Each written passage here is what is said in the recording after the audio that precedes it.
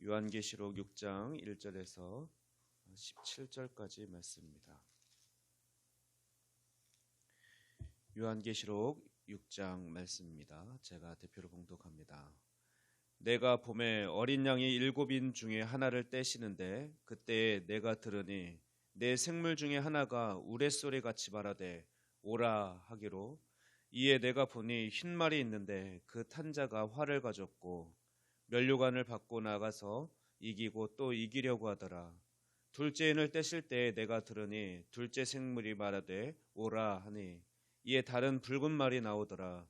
그 탄자가 허락을 받아 땅에서 화평을 제하여 버리며 서로 죽이게 하고 또 큰 칼을 받았더라.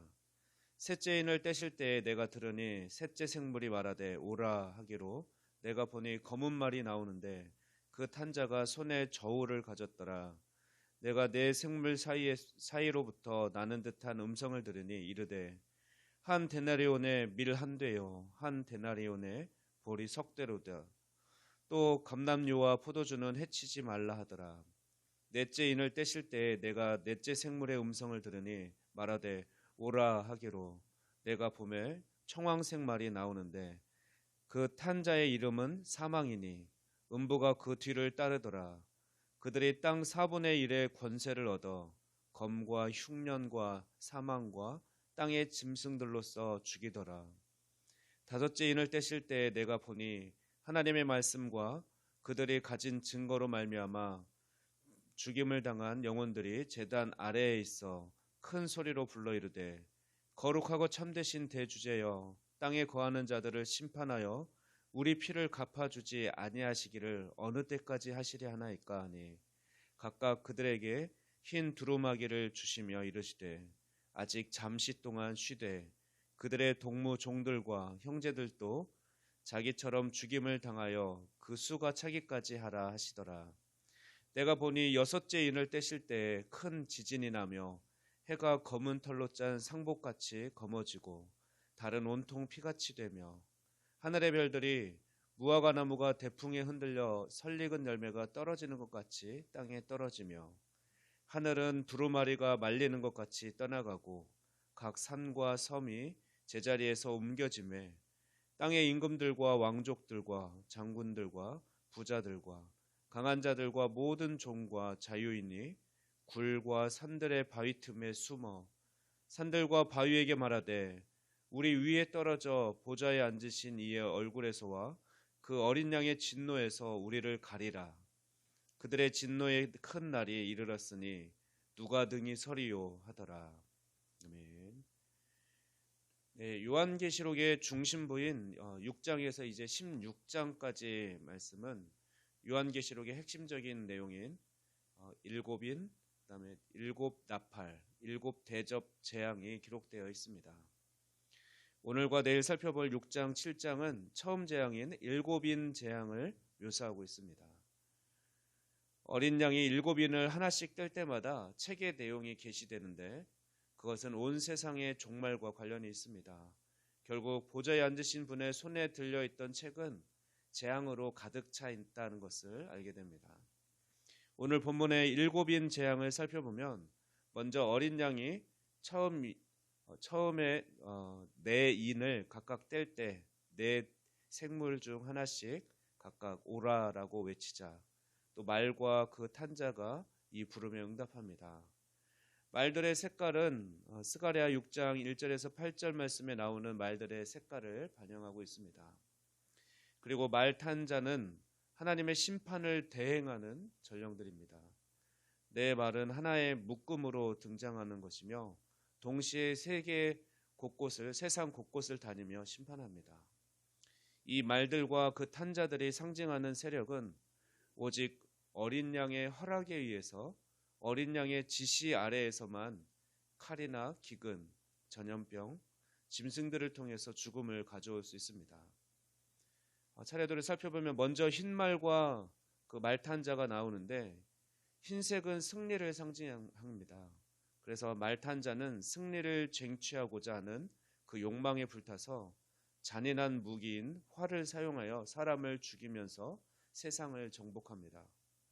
두 번째 붉은 말은 붉은 말과 말탄자가 나오는데 붉은색은 피를 연상시킵니다. 정복 후에 내전이 있게 되듯이 서로 대항하여 싸워 죽고 죽이는 그런 난폭함과 사륙이 발생합니다.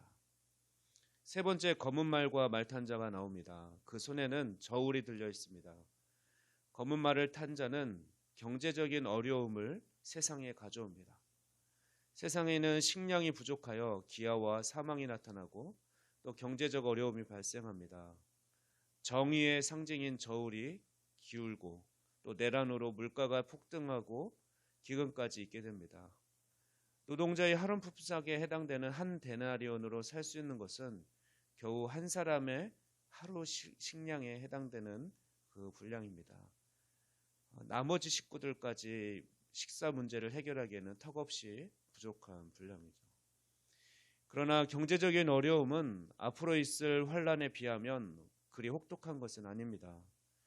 왜냐하면 감람류와 포도주는 훼손되지 않아 사람들이 어느 정도는 먹을 수 있었기 때문입니다. 그러나 그들이 살 수 있는 그 식량의 값이, 곡물의 값이 엄청나게 비쌌기 때문에 가난한 자는 이 상황을 견디기가 힘들 것입니다.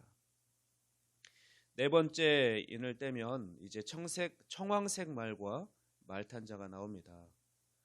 두 번째 인으로 인해서 내전이 발생했다면 이번에는 그 결과 사망이 발생합니다.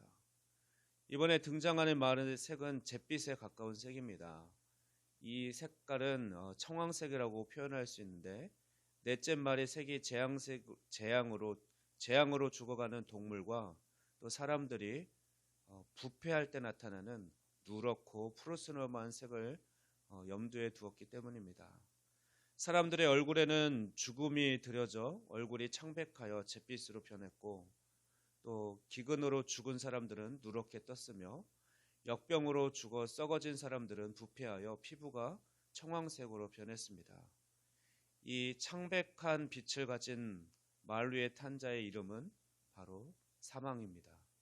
그는 자기의 이름에 걸맞게 마치 무덤이 시체들을 받아들이듯 사람을 죽입니다. 그 뒤에는 음부가 따르며 죽은 자를 저승으로 데려갑니다.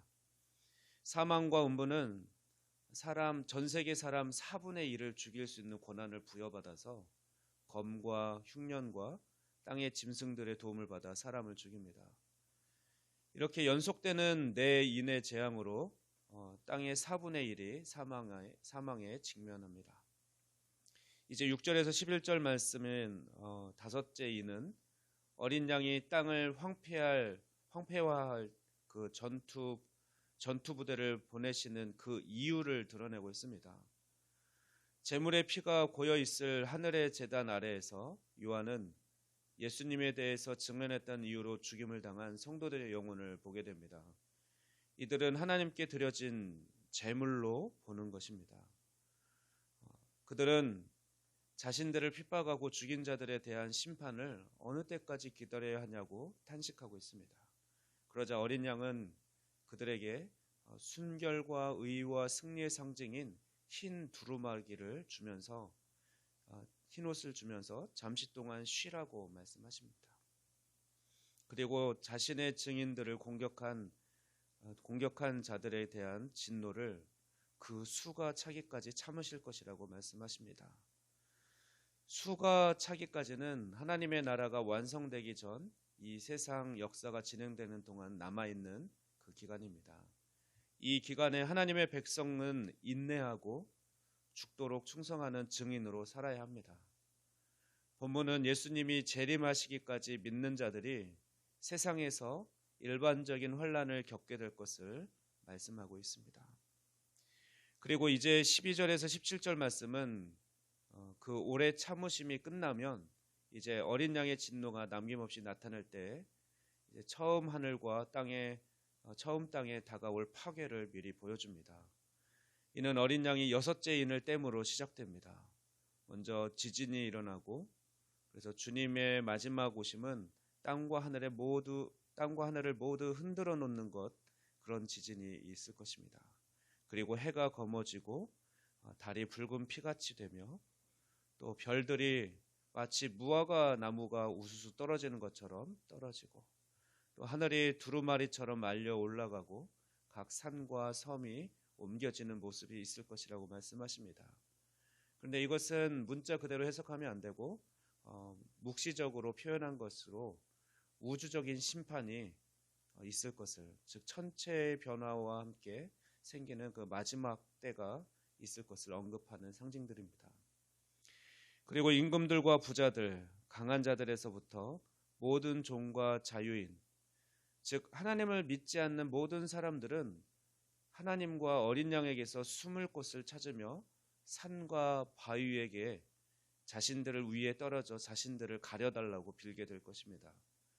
땅에 속한 사람들은 하나님을 저버리고 살면서 회개하지 않았었는데 마지막 심판을 받는 상황에서도 회개하고 하나님 앞에 나아가기보다는 어린 양의 낯을 피하여 숨는 것을 택합니다. 원수들은 어린 양의 진노와 하나님의 얼굴을 마주 대하지 못하고 숨으면서 17절 말씀과 같이 절망적으로 고백할 것입니다. 그들에게 진노를 내리시는 큰 날이 이르렀으니 누가 등이 설 수 있겠는가.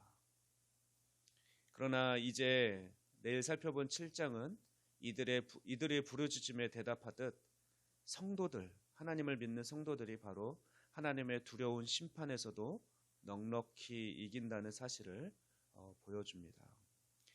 이제 말씀을 정리합니다. 오늘 말씀은 우리 교회도 다섯째인 재앙까지는 동일하게 고난을 받게 될 것을 말씀하십니다. 하나님을 믿는 자들과 또 믿지 않는 자들 그 심판을 피할 수 없을 것입니다. 그러나 우리 믿는 자들은 이 고난을 인내함으로 오히려 정금과 같이 단련될 것이고 또 그렇게 성장하면서 더 그런 정금과 같은 모습으로 심판의 날에 또한 흰옷을 입고 하나님의 의로를 받게 될 것입니다. 그러므로 우리 이 소망을 붙들고 하루하루 늘 깨어있는 삶을 살아갑시다. 기도하겠습니다. 온 우주 만물의 창조주이시고 재창조의 주인이신 예수님을 찬양합니다. 우리에게 믿음을 주시사 우리가 예수님을 믿게 하시고 또 하나님의 자녀로서 이 세상을 살아가게 하신 주님 감사합니다. 주님 다시 오실 때까지 어떤 상황과 또한 어떤 환난 가운데서도 인내하게 하시고 오직 부활의 소망을 붙들고 살아가는 우리가 되게 하여 주시옵소서. 오늘도 하나님의 자녀답게 살아갈 수 있도록 성령님 연약한 우리들을 붙들어 주시고 친히 인도하여 주시옵소서. 감사드리며 이 모든 말씀 우리 주 예수 그리스도의 이름으로 기도하옵나이다. 아멘.